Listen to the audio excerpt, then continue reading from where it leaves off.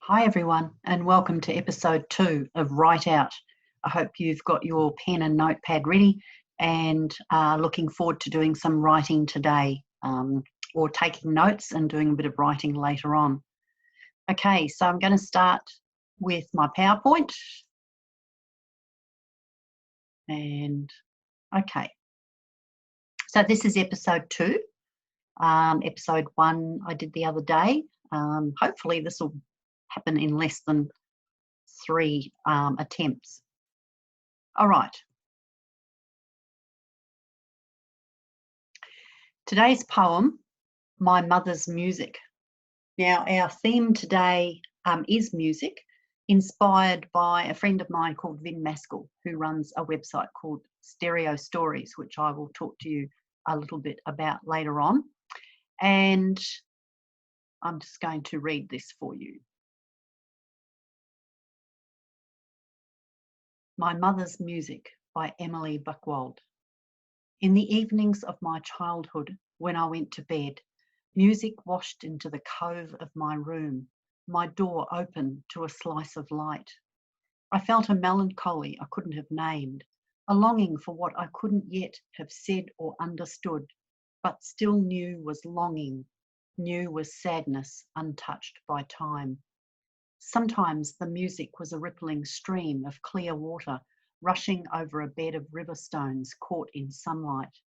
And many nights I crept from bed to watch her swaying where she sat, overtaken by the tide, her arms rowing the music out of the piano.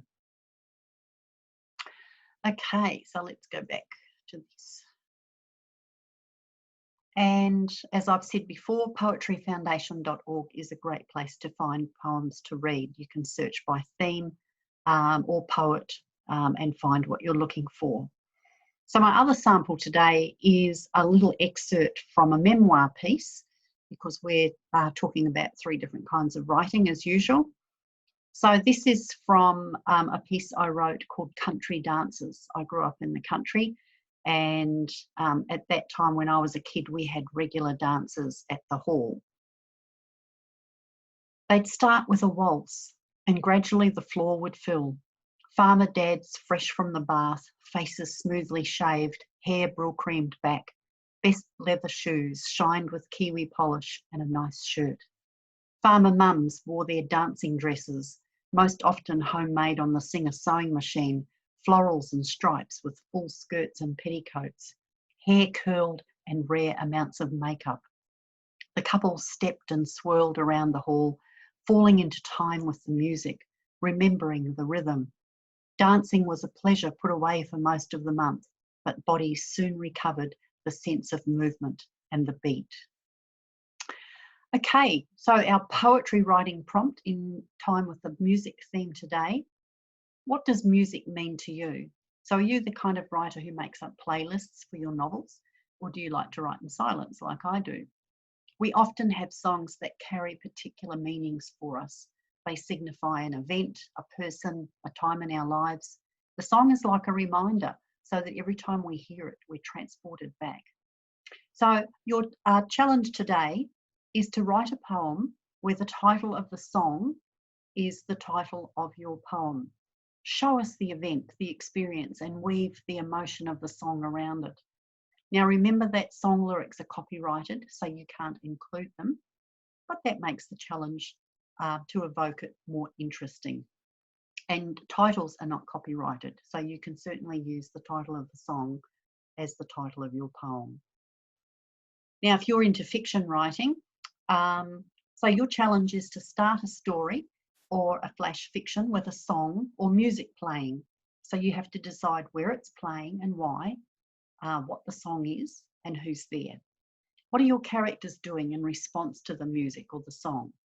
And more importantly, what disrupts it? Put a character in the middle of this disruption. It's their immediate story problem. Think conflict and introduce it as soon as you can. Now, your creative nonfiction writing prompt is a little bit like my sample. Can you remember a song or some music that has great significance for you? Does it remind you of an event, a person, an experience? What happened? Where were you? What were you doing? How did the song or the music figure into it all? So try to create a complete story with this if you can. It doesn't matter how short it is. If not, at least try to capture everything you can about both the song and the memory. You know, all of these things are good practice. We've got to keep the cogs oiled to keep ourselves in the writing experience. So I hope you enjoyed today's ideas and they've sparked some writing for you. If you end up with a poem or a memoir piece that you're happy with, you might like to submit it to Stereo Stories. Have a look at Vin Maskell's website. So see what he's looking for, see if what you've written, this is why I've suggested with the memoir, you might try and write a complete story. I think from memory, the word limit for Vin's site is 800 words, but have a look at all the great examples already published and see if yours fits. This Zoom broadcast has been recorded and I'll upload it to my YouTube channel as usual so you can access it. You can just go to YouTube and search for Sherryl Clarke. So thanks for joining in today and I'll do another one early next week and hopefully keep you all writing. Thanks for joining in.